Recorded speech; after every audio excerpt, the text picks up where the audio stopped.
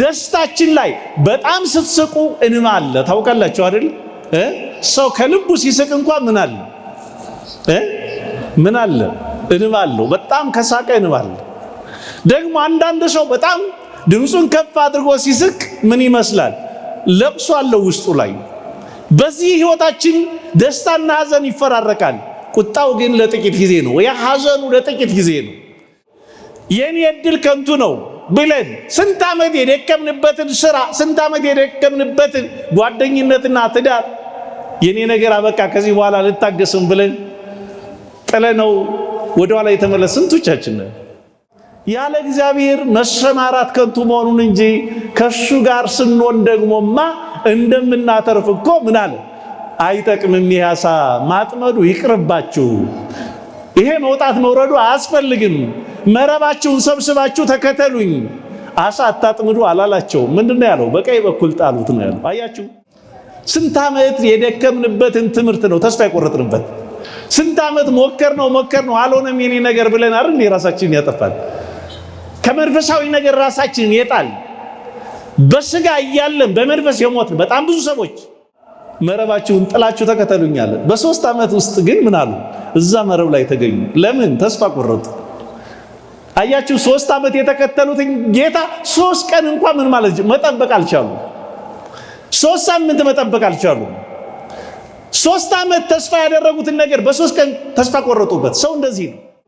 ይሄ ሕፃናት ጨዋታ ታውቃላችሁ አይደል? ቀኑን ሙሉ ምን ይላሉ? ይሄ የቃቃ ጨዋታ አለ። በጣም ልባቸው እስኪፈርስ ድረስ ይሰራሉ አይደል? በቃ ለነሱ እኮ ቤት እንደምንገነባው እኮ ነው አይደል? እኛን ስቅባቸዋለን። እነሱ ከምራቸው ነው የሚደክሙት። በቃ ይረኩበታል። ማታ ሲለያዩ ግን አፈራርሰው፣ ሲጠሩ ወደ ቤት ኑ ምሳ ብሉ ሲባሉ አፈራርሰው ይሄዳሉ። ሰው ያለ እግዚአብሔር የሚሰራበት እንደዚህ ነው። ብዙን ይመስለናል። ስንጠራ በሞት አፈራርሰው ነው እንዴ? ልክ እንደ ሕፃናቱ ጨዋታ ነው። የካብነው የደረብነው ያዘጋጀነው። አሁን እኔ ኑሯቸውን እንድጠሉት አይደለም፣ እንድታቀሉት አይደለም። ይሄ የዚህ ዓለም ሐሳብ ኑሮ ከንቱ ነው እንድትሉ አይደለም፣ ያለ እግዚአብሔር እንዳንደክም። አዎ የሌላችሁ እኔ ሳልኖር ሰርታችሁ ነው። የሌላችሁ ያለ እኔ ደክማችሁ ነው። የሌላችሁ እኔ በማልገኝበት ሁኔታ ተሰልፋችሁ ነው። አሁን በቀኝ በኩል ጣሉት አላችሁ።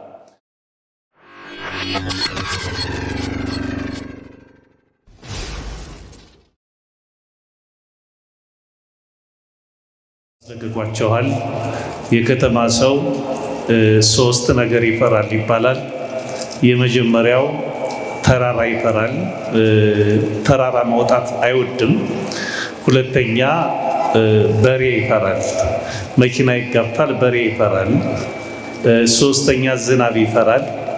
አሁን ደግሞ ጾምም እየፈራ ተቸግረናልና ዝናብ ስለሆነ ብዙዎቻችሁ ቦታችሁን ለቃችኋል። እሱ ብቻ አይደለም፣ ተመልሳችሁ እንኳን እንደምትቀመጡበት ረስታችሁት ወንበራችሁን ጥላችሁ ነው ሄዳችሁት። በያላችሁበት ሆናችሁ ሊናችሁን ሰብስባችሁ ከኔ ጋር አጠር ላለ ደቂቃ የእግዚአብሔርን ቃል እንማማራለን። አምላካችን መንፈስ ቅዱስ የራቀውን አቅርቦ የረቀቀውን አጉልቶ ሕያው ቃሉ እንዲመግበን ቅዱስ ፈቃዱ ይሁንልን። እንደ እግዚአብሔር መልካም ፈቃድ ባለን ጥቂት ደቂቃ ቃሉን የምንማማርበት የትምህርታችን ርዕስ የሚሆነው በምሴት ይደምጽ ብካይ ወበጽባሕ ፍስሐ፣ ማታ ለቅሶ ይመጣል ጠዋት ደስታ ይሆናል በሚል ርዕስ እንማማራለን። ቃሉን የምናገኘው በመዝሙረ ዳዊት መዝሙር 29 ቁጥር 5 ላይ የምናገኘው ቃል ነው። ነቢየ እግዚአብሔር ቅዱስ ዳዊት ሲናገር ቁጣው ለጥቂት ጊዜ ነው፣ ምሕረቱ ግን ለሕይወት ዘመን ነው። ማታ ለቅሶ ይሆናል ጠዋትም ደስታ ይመጣል ብሎ ቅዱስ ዳዊት ስለ ብዙ ነገሮች ተናግሯል። ይህንን ቃል መሰረት አድርገን እኛ የምንማማርበት ትልቁ ምክንያት አንደኛ ከሕይወታችን፣ ሁለተኛ ደግሞ ከትንሣኤውም ጋር አያይዘን የተወሰነውን ነገር እናያለን። እንግዲህ ሁላችንም በማስተዋል ሆነን ቃሉን እንድንሰማ አምላካችን ማስተዋሉን ያድለን። ማታ ለቅሶ ይመጣል ጠዋት ደስታ ይሆናል። ዳዊት ስለ ብዙ ነገር ይህንን ሲናገር በመጀመሪያ ቅዱስ ዳዊት ነቢየ እግዚአብሔር ቅዱስ ዳዊት ስለዚህ ነገር ሲናገር በስነ ፍጥረት ያለውን ነገር መናገሩ ነው። በስነ ፍጥረት እንደምታውቁት ማታ ለቅሶ ይሆናል። ብዙ ጊዜ ሰዎች ሞተው አደሩ ይባላል። ብዙ ጊዜ ሰዎች ምጥ ተይዘው አደሩ ይባላል። ጠዋት ግን እገሊት ተገላገለች፣ ወንድ ልጅ ወለደች ተብሎ ምስራች ይሰማል። ብዙ ጊዜ ሌሊት በሐሳብ በጭንቀት ሰው እንኳን ታሞ የሚያድረው ብዙ ጊዜ ሌሊት ነው እና ማታ ለቅሶ ይሆናል። ብዙ ሰው ይጨነቃል። በሽተኛው ነው እንኳን አልጋ ላይ የሚኖር ሰው እንደምታውቁት ህመሙ የሚበረታበት ሌሊት ነው። አስታማሚም በየሆስፒታሉ የሚያስፈልገው ህመሙ ሌሊት ስለሚበረታ እና ማታ ለቅሶ ይሆናል፣ ጠዋት ደስታ ይሆናል ይላል። ስለዚህ ሌሊቱ ብዙ ጊዜ የድካም ጊዜ ነው። በሌሊት ለቅሶ አለ፣ ሐዘን አለ፣ መጨነቅ አለ። ወጣ ብንል ደግሞ ሌሊት ራሱ ዳዊት ተናግሯል። በመዝሙረ ዳዊት እንደዚሁ መዝሙር 103 ቁጥር 20 ላይ ዳዊት ደግሞ ስለዚህ ነገር በሚገርም ነገር ይናገራል። ሌሊቱ የለቅሶ ሰዓት መሆኑን ታመጽ ጽልመተ ወይ ከውል ሌሊተ፣ ጨለማን ታመጣለ ሌሊት ይሆናል። ወይ ወጹ ቦቱ አራዊተ ገዳም፣ የዱር አራዊት በሱ ምን ይላሉ? ይሰማራሉ። እጉላን አብስት ይጥሩ ወይ መስጡ፣ የአንበሶች ግልገሎች ሌሊት ወጥተው ምን ይሉበታል አለ? ይጮሁበታል። ስለዚህ የነሱ ጩኸት የአራዊቱ ጩኸት ምንድነው ማለት ነው? ለቅሶ ነው። ሁለተኛ ደግሞ አራዊቱ ወይ ስሏ በእግዚአብሔር ሲሳይወሙ ምግብ ይፈልጋሉ። እንስሳቱን ያገኟቸውን ምን ይላሉ? ገድለው ይበላሉ። ስለዚህ የነሱ ለቅሶ ጩኸት ምን ይላል? ይሰማል። ስለዚህ ምን ይሆናል? ማታ ለቅሶ ይሆናል። ግን በነጋ ሰዓት ደግሞ እነዛ አራዊት ምን ይላሉ? ይሰማራሉ ወደ ቦታቸው። ስለዚህ ምን ይሆናል ማለት ነው? ብርሃን ይመጣል ማለት ነው። ስለዚህ ብርሃኑ ደግሞ ምንድን ነው? የደስታ ጊዜ ነው። ሰዎች ከተኙበት ተነስተው የሚሰማሩበት ነው። ያን ጨለማውን በድካም አሳልፈው ደክሞት የወጣ ሰው፣ በድካሙ ወደ ቤቱ የገባ ሰው ሌሊቱን ተኝቶ አድሮ ጠዋት አዲስ ተስፋ አዲስ ብርሃን ሲያይ ምን ይላል? ጠዋት ደስታ ይሆናል። አዲስ ተስፋ ይዞ እንዲያው ስናዝን አድረን ሰው አበሳጭቶን አድረን አይምሯችን በጣም በብዙ መንገድ ተወጥሮ ወደ ቤታችን ገብተን እንኳን ጠዋት ነግ ሲሆን ምን ይላል? የሐዘናችን ሁሉ ይለቀናል፣ ድካማችን ሁሉ ይለቀናል። ስለዚህ ጠዋት ምን ይሆናል? ደስታ ይሆናል። በጉልበቱ በድካሙ የሚበላ ሰው ራሱ ሌሊቱን ሙሉ ከቀን ስራው ደክሞት ዝሎ ይገባል። በእንባ በሐዘን በድካም ይገባል። ጠዋት ግን ምን ይሆናል? ኃይሉን አድሶ እንደ አዲስ ምን ይላል? በተስፋ ይወጣል ማለት ነው። ስለዚህ ማታ ለቅሶ ይሆናል፣ ጠዋት ምን ይላል? ደስታ ይሆናል ማለት ይህ ነው። በሌላ አጠራር ደግሞ ሌሊት የተባለው ማታ ለቅሶ ይመጣል የተባለው ማታ የተባለው አዳም ከገነት የወጣበት ሰዓት ነው። እንደምታውቁት እግዚአብሔር በመሸ ሰዓት ለአዳም ምን ይላል? ሰኮና ቢሲ እያሰማ ወደ አዳም መጣ ይላል። አዳም ማታ ለቅሶ ይሆናል። አዳም ከእግዚአብሔር የወጣበት ሰዓት ቁጣው ለጥቂት ጊዜ ነው የተባለው። አዳም ዕፀ በለስን በልቶ ከእግዚአብሔር እቅፍ የወጣበት የተራቆተበት ጸጋውን ያጣበት ከገነት የተባረረበት ሰዓት ምን ይባላል? ማታ ለቅሶ ይሆናል። እንዲያውም ምን ይላል? እግዚአብሔር አዳምን በገነት ከሰጠው ነገር ሁሉ እጽዋቱን፣ አዝርዕቱን፣ አትክልቱን በገነት ያሉ እንስሳት ሁሉ ሳይጎሉበት የሚበላው ሳያጣ አዳም ምን አለ ይላል? ያችን ያልተፈቀደችለትን ዕፀ በለስን ምን አለ? በላ፣ ራቆቱን ሆነ።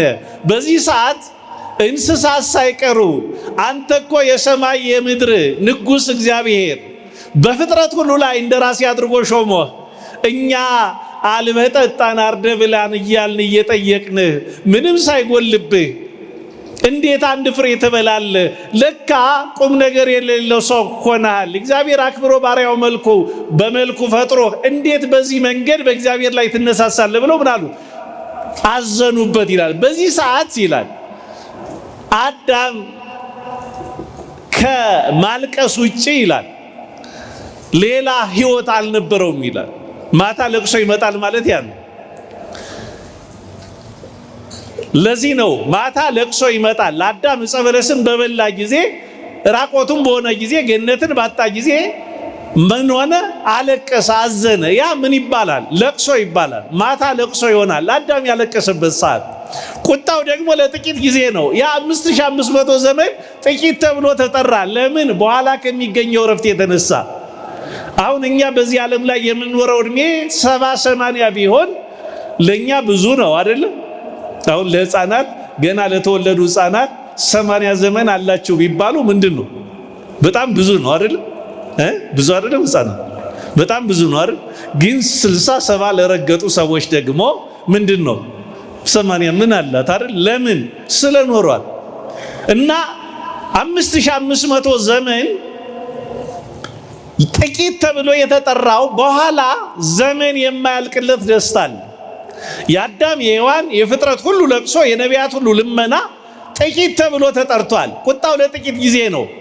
እግዚአብሔር ቢቀጣቸውም በደይን ቢቆዩም በሐዘን ቢቆዩም ለጥቂት ጊዜ ነው። ሞገሱ ግን ለሕይወት ፍጻሜ ነው። መጨረሻ የሌለው ደስታ እግዚአብሔር ምን ይላል? ያመጣል።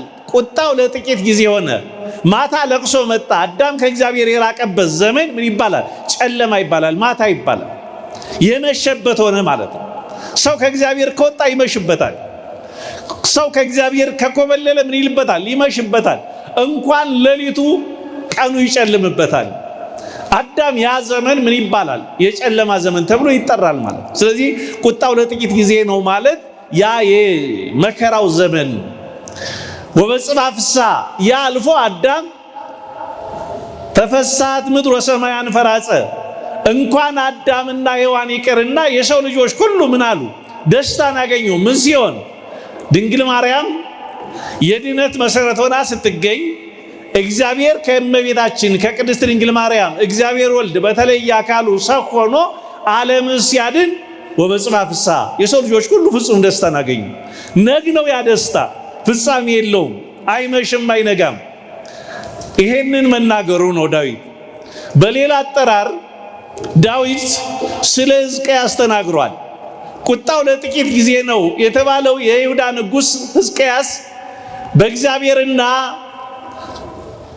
በእስራኤል መካከል ቃል ኪዳን አለ። ያንን ቃል ኪዳን ባላከበሩ ጊዜ እግዚአብሔር በእስራኤል ላይ አዘነ። በቤተ አይሁድ ላይ ቁጣን አመጣ። ቁጣው ለጥቂት ጊዜ ነው።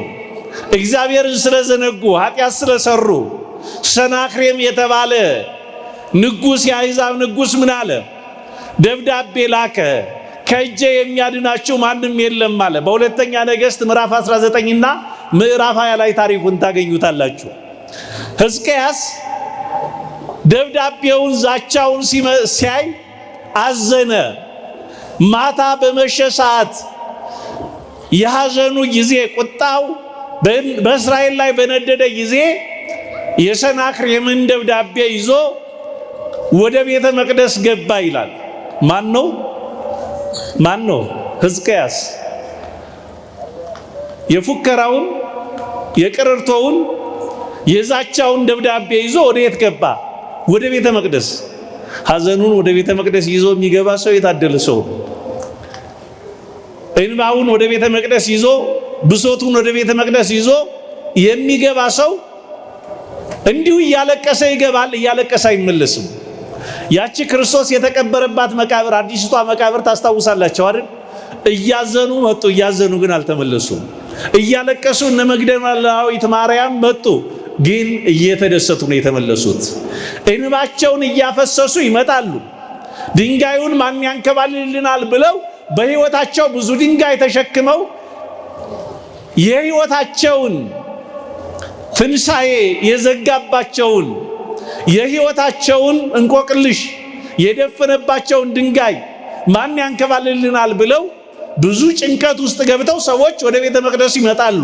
ወበጽባ ፍስሐ በነጋ ጊዜ ግን ክርስቶስን አግኝተው ችግራቸው ተወግዶ ምን ይላሉ? በደስታ ይመለሳሉ። ያቺ ሐና እመ ሳሙኤልን ታስታውሳላችሁ አይደለም?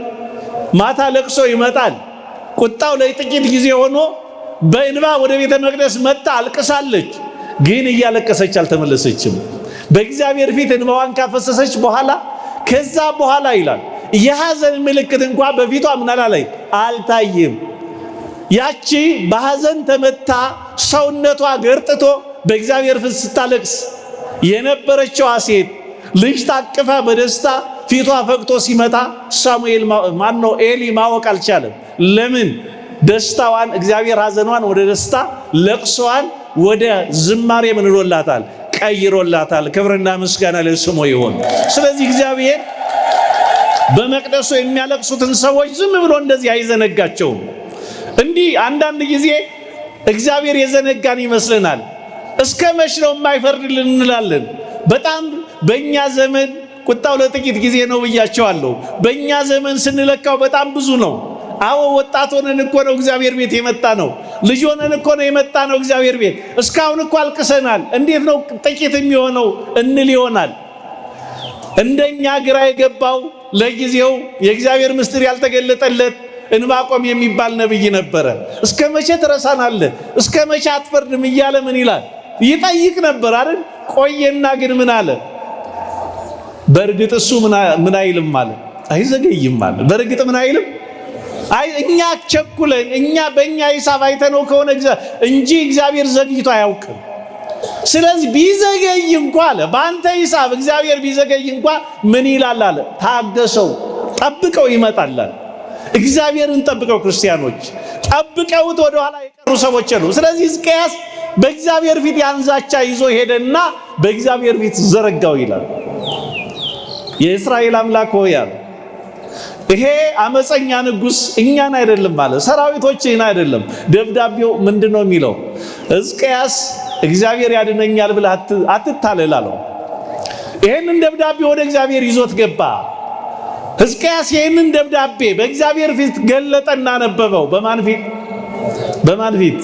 ብሶታችንን በሰው ፊት ብንገልጠው የቡና መጠጨካው ነው የሚያደርጉት። ነውራችንን በሰው ፊት፣ ሐዘናችንን በሰው ፊት ብንገልጠው እኮ ታሪካችን ተሰንዶ ነው የሚቀመጠው። ሰዎች ነገ ያወሩታል፣ መዝናኛ ነው የሚያደርጉን። ባዩን ቁጥር መጠቃቀሻ ያደርጉናል፣ እኛም ሞራላችን ይነካል። ሕዝቅያስ እውነተኛ አማኝ ነው። እግዚአብሔር ፊት ዘረጋው። ማታ ለቅሶ ይሆናል። በእግዚአብሔር ፊት ማቅ ለብሶ ንጉሱ ሲገባ የእስራኤል ንጉስ ሁሉ ጥቁር ለብሰው ሐዘን ለብሰው በእግዚአብሔር ፊት ምን አሉ? አለቀሱ። ወበጽባ ፍስሐ ሌሊት ሰናክሬም ሰራዊቱን አስከትሎ በብዙ ሰራዊት ታጅቦ ሰይፍ መዘው ጦር ይዘው መጡ። ሰራዊት አስከትሎ መጣ።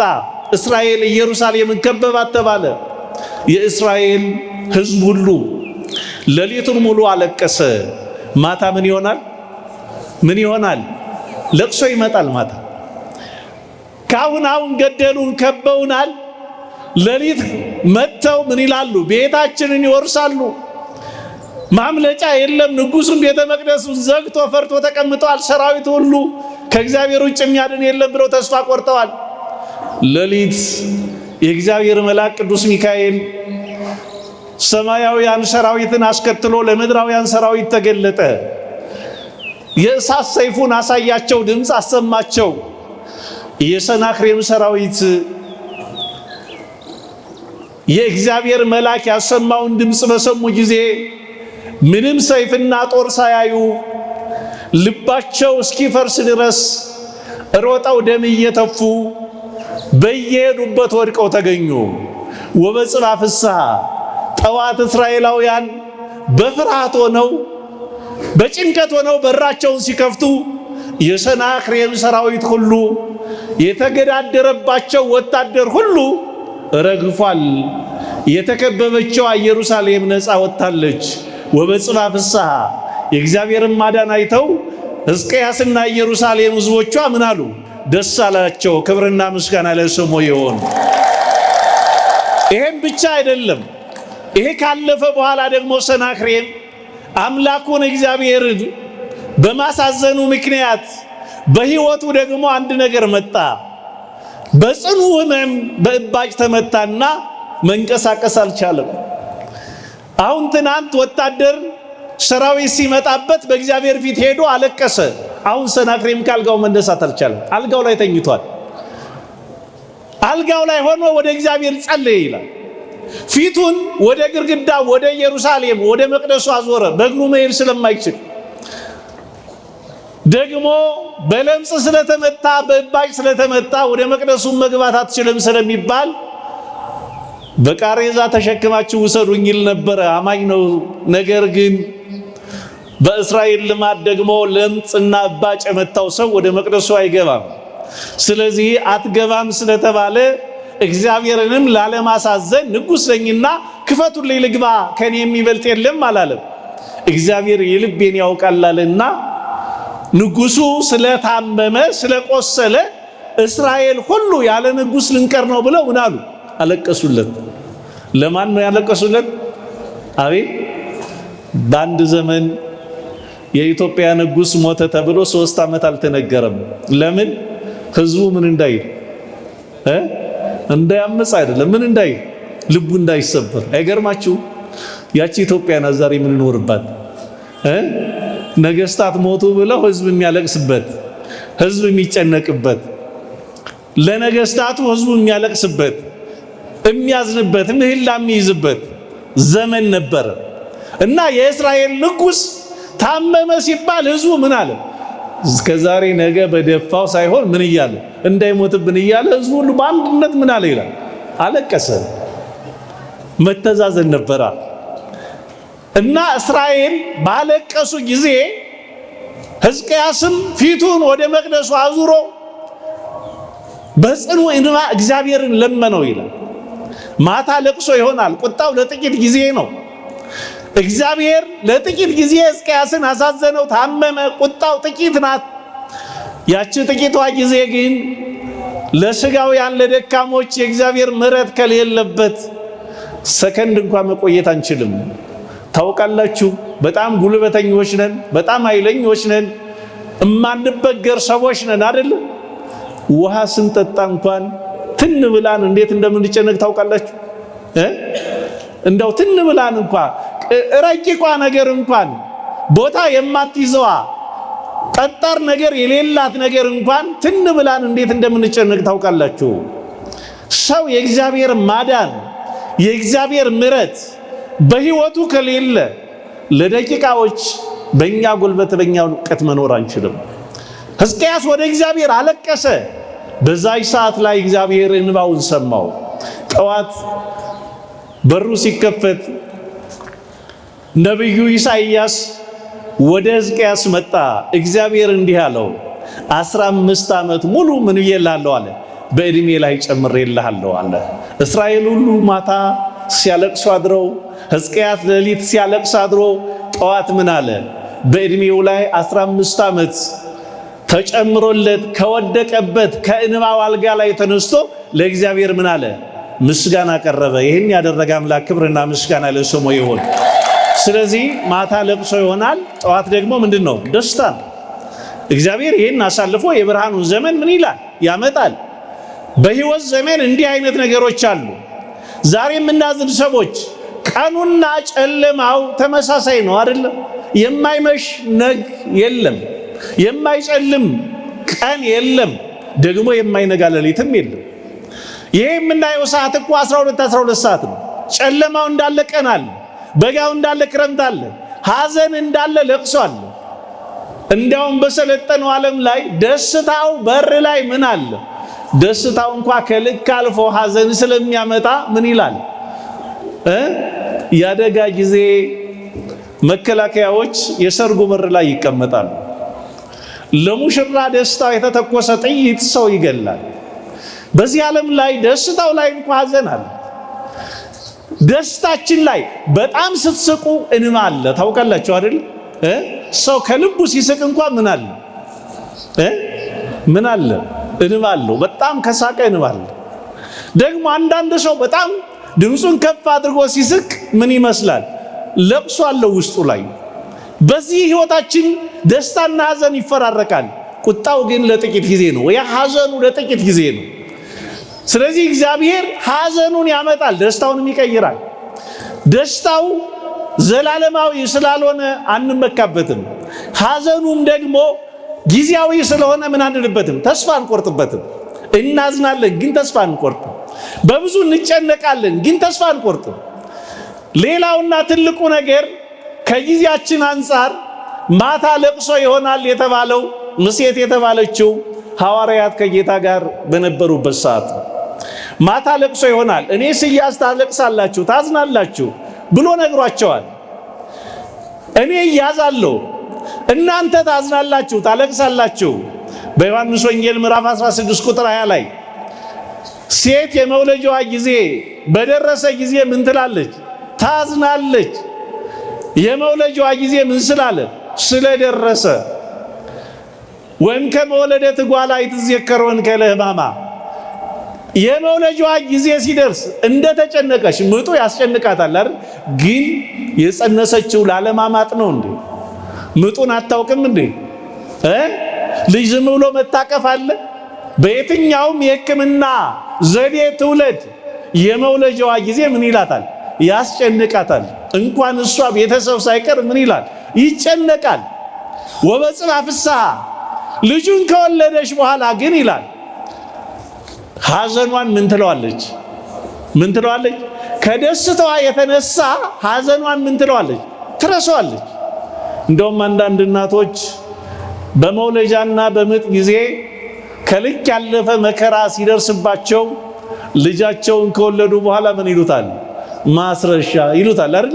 ሐዘኑን ምንም እንልበት እምንረሳበት እና እስመ ወለደት ቢሴ ውስጥ ዓለም ልጅ ታቅፋለች፣ ወደ ዓለም ልጅ ወልዳለችና ሐዘኑን ምን ትለዋለች? ምጡን ትረሳዋለች። አሁን እናቶቻችን ምጡን ታስቡታላችሁ? አሁን ተረስቷል አይደል? ለምን አማጥኩ ትላላችሁ አትሉም? ለምን ያለ ምጥ ልጅ አይመጣም? ስለዚህ ጌታም ተናግሯቸዋል። እኔ ስያዝ መከራ ሲደርስብኝ ምን ትላላችሁ? ታለቅሳላችሁ። ግን ያልፎ ደግሞ ወበጽባ ፍስሐ እኔ ሞቼ ተሰቅዬ ሞትን ድል አድርጌ ከተነሳው በኋላ ምን ትላላችሁ? ደግሜ አያቸዋለሁ አለ። ደግሜ ምን እላቸዋለሁ? አያቸዋለሁ። ቃሉን አያጥፍም። አንዳንድ ጊዜ እግዚአብሔር የረሳን ይመስለናል። ታስታውሳላችሁ ሐዋርያት ጌታ የዘነጋቸው የቀረ የተለያቸው መስሏቸው መረባቸውን ማስተካከል ጀምረው ነበር። ወደ ባህር ሄደው ነበረ። ግን በነጋ ጊዜ በባህሩ ዳር ቆሞ አገኛቸው። ለምን? ደግሜ አያቸዋለሁ ብሏቸዋል። በር ዘግተው ተስፋ ቆርጠው ተቀምጠው ነበረ። ግን ምን አላለም? በር እንኳ አላንኳኳም። ለምን? ይደነግጣሉ አይሁድ መጡ ብለው። ድንጋጤ እንኳ በውስጣቸው እንዲኖር እግዚአብሔር አልፈለገም። በተዘጋው ቤት አግኝቶ ምን አላቸው? ሰላምን ሰጣቸው።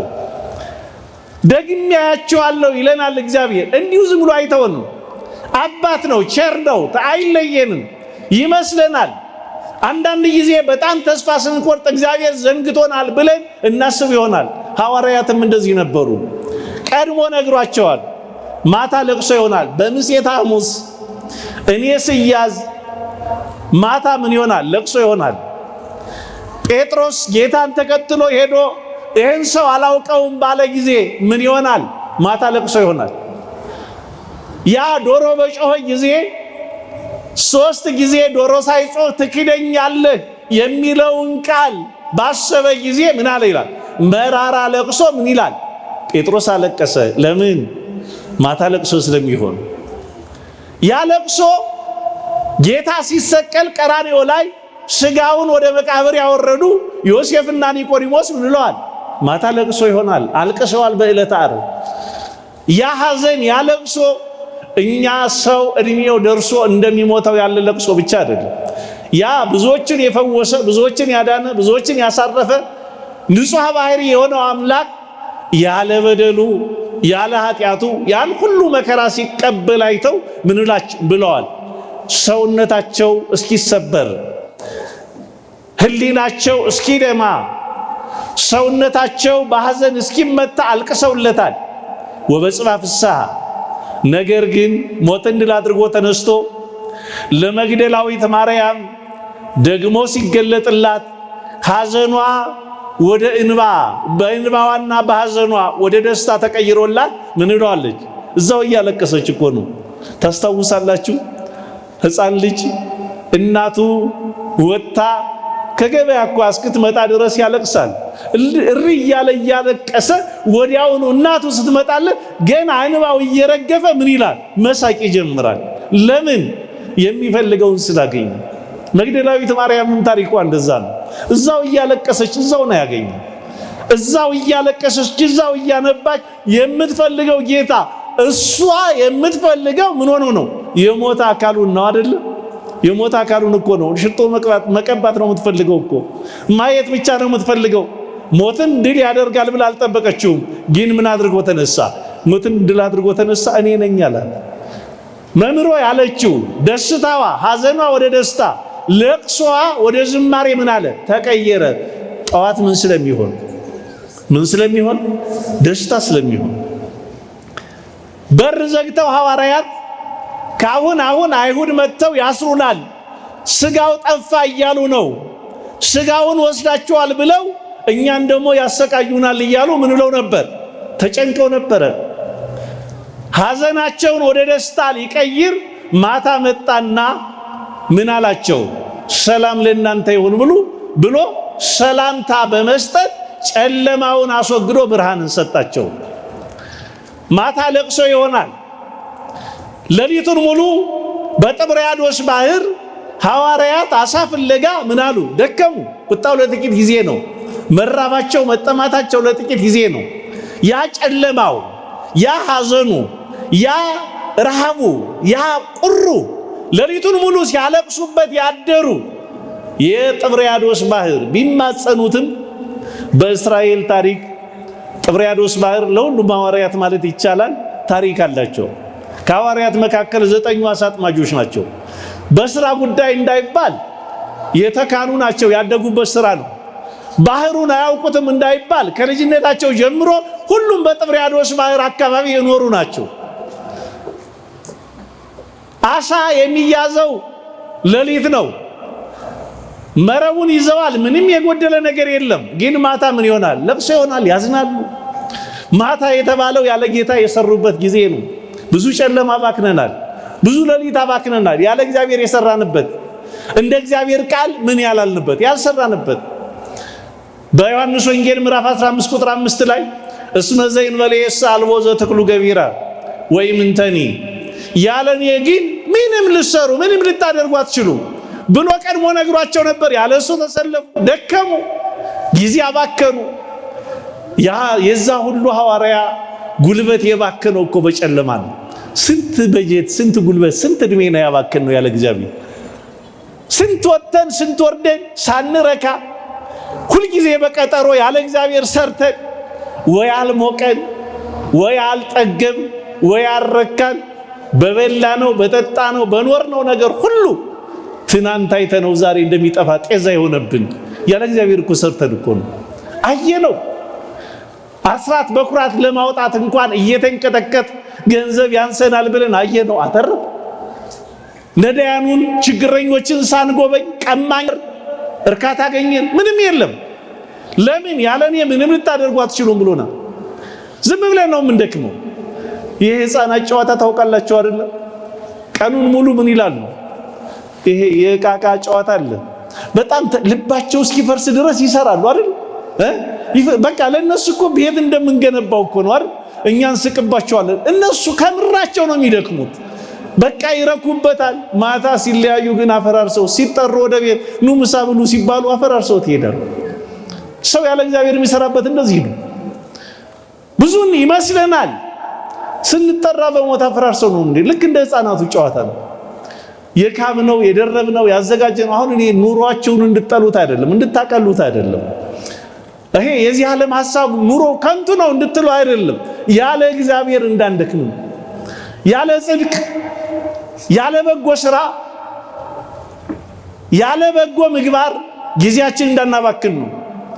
ያለ እግዚአብሔር መሰማራት ከንቱ መሆኑን እንጂ ከሱ ጋር ስንሆን ደግሞማ እንደምናተርፍ እኮ ምን አለ?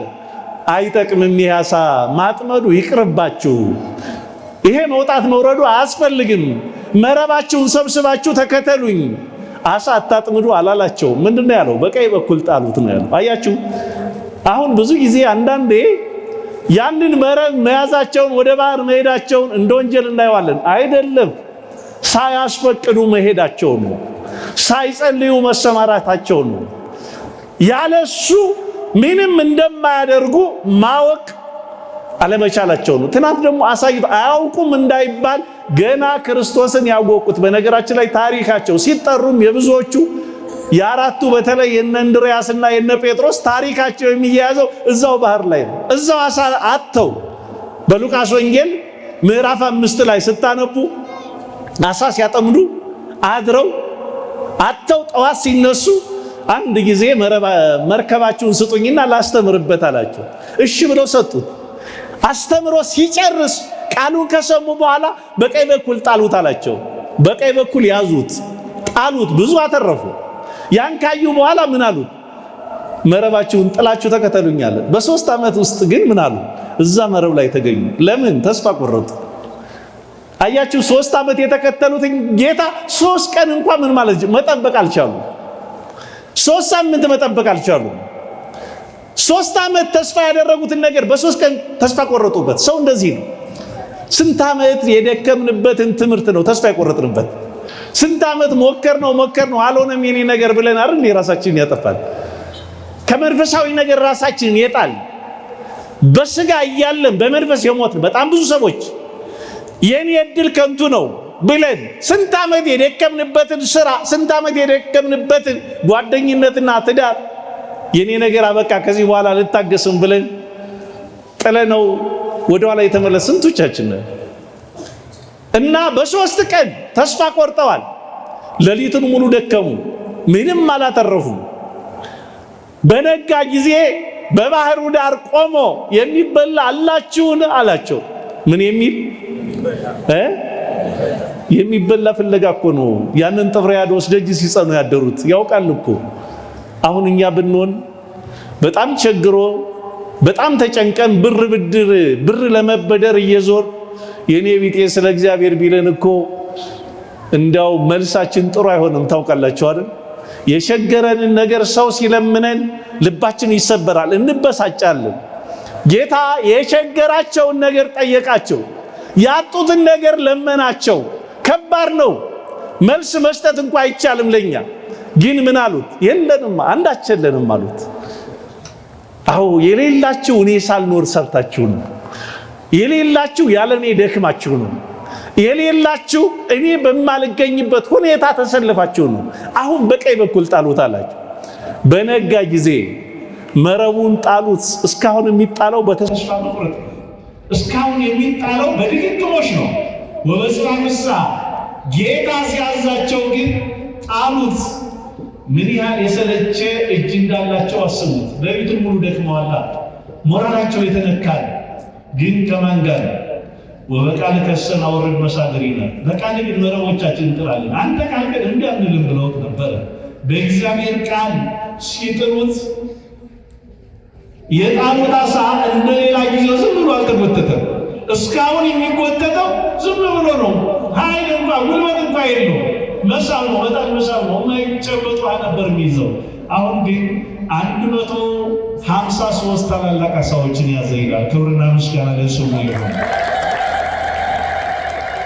አሁን ያንን ዓሣ ሲያገኙ ጠዋት ደስታ ሆነ። ከደስታቸው የተነሳ ወደ ዓሣው ሳይሆን ወደ ማን ማየት ጀመሩ? ወደ አዘዛቸው አካል ማየት ጀመሩ። ይህንን ያህል ዓሣ ተሸክሞ ነው እንዲህ ባህሩ የጨከነብን? ማን ቢሆን ነው? ዞር ሲሉ ማን ነው? ጌታ ነው። ሁሉን የሚያዝ አምላክ፣ ሁሉ የሚሆንለት አምላክ ነው። ዮሐንስ አስታወሰ። ይሄ እኮ ከ3 ዓመት በፊት የተፈጸመ ምንድን ነው አለ? ታሪካችን፣ የእኛ ታሪክ ነው የተደገመው። ጌታ ቢሆን ነው አለ። ቅዱስ ጴጥሮስ ራቆቱን ነበር፣ ልብሱን ለብሶ በደስታ ወደ ጌታ ሄደ። እሱም ብቻ አይደለም፣ ከባህሩ ከወጡ በኋላ ደግሞ የተዘጋጀ ማዕድ አገኙ ይላል። ወማዕደ ሥራ ወዓሣ ጥቡሰ ዲቤሁ፣ ማዕዱ ተዘጋጅቶ ዓሣ ተጠብሶ አገኙ። ለምን? እግዚአብሔር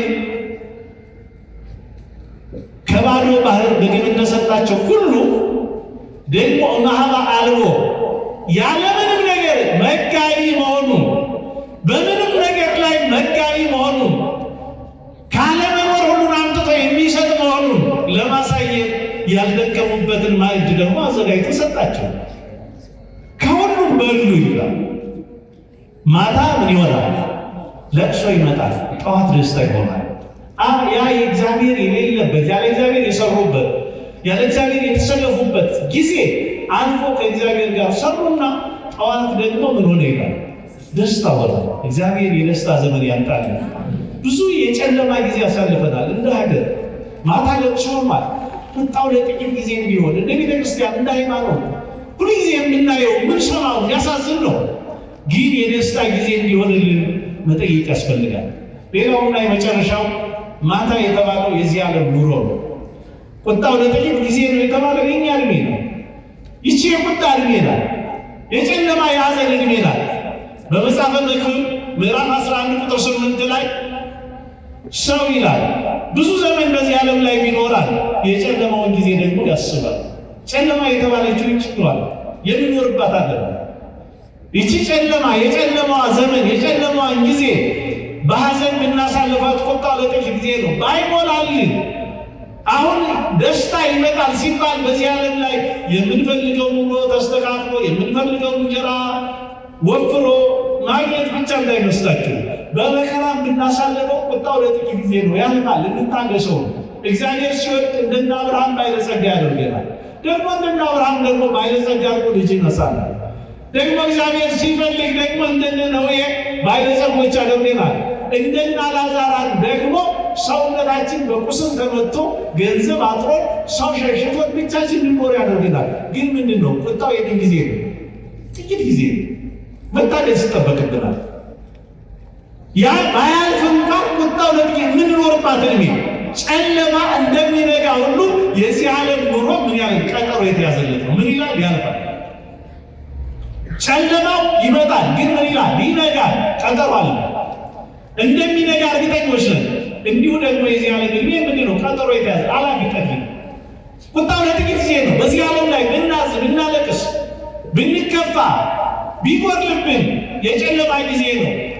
አዎ ሁሉ ነገር አይሞላም። ግን የምንበለው እግዚአብሔር እንጠብቀው። የጨለማውን ዘመን አሳልፎ የደስታ ጊዜ ያመጣልናል። የማጣትን ዘመን አሳልፎ እግዚአብሔር የማግኘትን የበረከትን ዘመን ያመጣል። ግን ምን ስንሆን ነው? እንደ እግዚአብሔር ሐሳብ ስንመላለስ። ስለዚህ ቁጣው ለጥቂት ጊዜ ነው። ሞገሱ የሕይወት ፍጻሜ ነው። በሕይወታችን ሁሉ ረግተን የምንኖርበት በዚህ ዓለም ላይ ሰው የቁጣውን ጊዜ በዚህ ዓለም ላይ ይኖራል። የቁጣ ጊዜ ሲባል ይህች ዓለም ለሃይማኖተኛ ለጻድቅ ስለማትመች ለአስመሳዮች ስለምትመች ሁልጊዜ በመልካምነታችን የምናገኘው ብድራት መልካም አይሆንም። ጽድቅ ስለሰራ የሰው ጻድቅ ነው ብላ ዓለም ምንጣፍ አታነጥፍልንም። ግን ዋጋችሁ በሰማያት ምንድን ነው ይላል?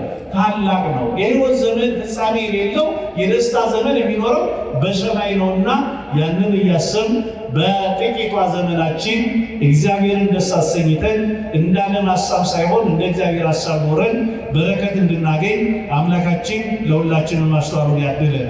ቁጣው ለጥቂት ጊዜ ነው፣ ሞገሱ ግን ለሕይወት ዘመን ነው። ማታ ለቅሶ ይመጣል፣ ጠዋት ግን ምን ይሆናል? ደስታ ይሆናል። እግዚአብሔር በሕይወት ዘመናችን የደስታ ጊዜ ለሁላችንም ያድለን። ያስተማረን የመከረን አምላክ ክብርና ምስጋና ለስሙ ይሁን።